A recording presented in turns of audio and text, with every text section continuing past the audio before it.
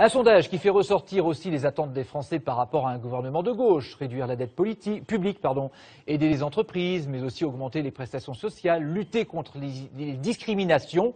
Mais la gauche a changé. Autrement dit, de quelle gauche parlons-nous?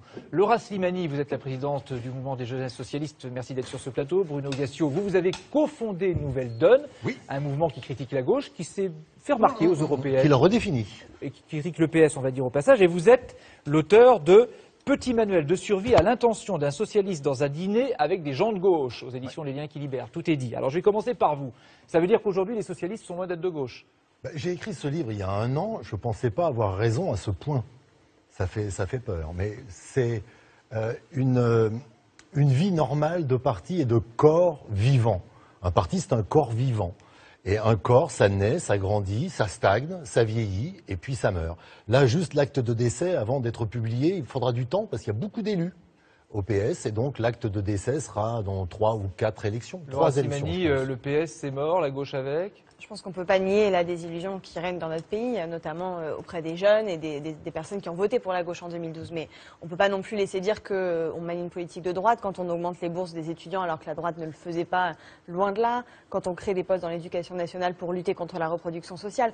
Ensuite, les jeunes socialistes, ils le disent, aux côtés d'autres acteurs à gauche, Nouvelle Donne, les écologistes, un certain nombre de socialistes qui sont de plus en plus nombreux.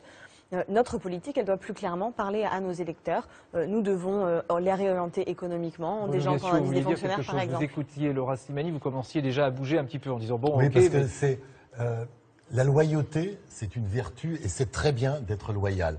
La clairvoyance est aussi une vertu. Et la clairvoyance, c'est que et on peut être les deux. Dans ce parti-là, j'ai l'impression que on en a parlé 2 secondes avant. Je ne veux pas vous dire le contraire maintenant. C'est plus le mouvement des jeunes socialistes, c'est le mouvement des jeunes schizophrènes, puisque vous êtes en train de critiquer, vous critiquez ouvertement. Au contraire, on est très à l'aise dans nos baskets. Oui, nous, je vois ça. On dit à la gauche, et comme je l'ai fait à La Rochelle avec force, quand elle ne mène pas la politique qu'elle doit mener, quand elle avait dit qu'elle n'augmenterait pas la TVA, et bien nous disons qu'elle ne doit pas l'augmenter aujourd'hui. Mais elle dit aussi à nos concitoyens quand c'est la gauche qui aujourd'hui revalorise les minima sociaux, quand c'est elle qui... Sauf les retraites, on vient de le voir par exemple. Évidemment, et nous, ça fait mal, ça quand même. C'est normalement une politique mal. de gauche de revaloriser les retraites. Oui, comme d'ailleurs l'encadrement des loyers. Donc j'allais y venir, effectivement, nous disons aussi quand ça ne va pas. Mais nous, on est droit dans nos bottes, dans nos valeurs aussi. Et nos valeurs, c'est une gauche qui change la vie des gens au quotidien, qui transforme la société. Alors c'est quoi être de gauche, Bruno Gassio? J'ai l'impression... Alors, justement, c'est ce débat qu'il va falloir avoir. Parce que la mort du PS, la fin du Parti socialiste, parce que pour moi, elle est actée, a une vertu, c'est qu'elle va recomposer le paysage politique. Tout s'est déplacé vers la droite. Ça s'est déplacé. Manuel Valls pourrait travailler avec M. Fillon très tranquillement. Et de l'autre côté, il y a une droite forte. Non, je pense qu'il pourrait le faire. Et les électeurs le pensent aussi. C'est mon avis, oui.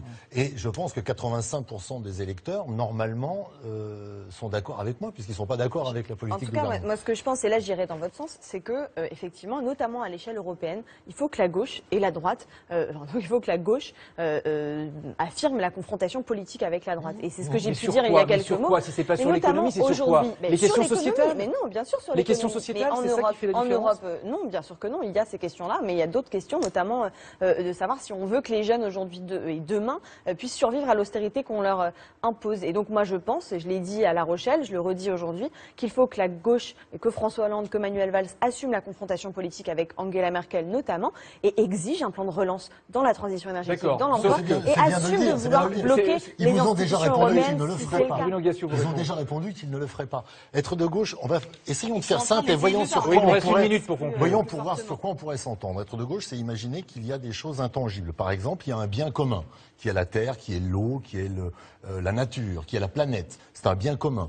Tout ce qui irait contre ce bien commun, par exemple, pourrait être désigné comme étant de droite. Par exemple, l'hyperproductivisme, la croissance que vous appelez de vos voeux. Elle n'est pas nécessaire. Au mouvement des jeunes socialistes, vous trouverez aucun texte où on parle de la croissance, on parle de l'emploi, de la transition énergétique. La transition énergétique, c'est quelque chose qui est assez important. Peut-être que là-dedans, on va trouver les emplois. Réorganiser le travail, ça veut dire quoi aujourd'hui, travailler? Comment on occupe les gens qui ne peuvent pas servir de façon très pragmatique à la société? Comment on les occupe? Ce que dit Bruno Gassio. Donc ça, ce serait la politique politicienne. être de gauche, et tout l'inverse serait être de droite. Oui, c'est un peu binaire et je pense Bah, que il la faudrait société est un peu plus complexe que ça. Mais moi, je suis d'accord avec ce que vous dites sur la réduction du temps de travail. Et je pense qu'aujourd'hui, effectivement, le rôle de la gauche, c'est pas de remettre en cause les 35 heures, mais c'est plutôt de parler du partage du temps de travail. Et après, moi, je respecte chaque personne qui a un engagement à gauche. On veut tous que les Français vivent mieux, on veut tous que les jeunes vivent mieux, on veut tous vivre dans une société plus juste, plus égale. On a des moyens différents d'y parvenir. C'est pas facile aujourd'hui. On n'est pas tout à fait d'accord sur les méthodes parfois, mais on se retrouvera un jour. Vous êtes jeune, on va se retrouver très vite. En un mot, est-ce que c'est difficile d'être de gauche en France aujourd'hui? En un mot. Non. Pourquoi? Non, parce que c'est l'avenir, c'est quelque chose d'ouvert, c'est quelque chose qui est en train de se recréer. Et c'est ça qui est intéressant, c'est de participer au début de cette recréation.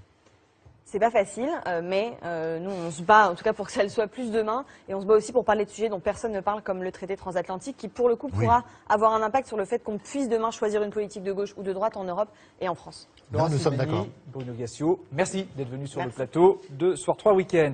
À droite.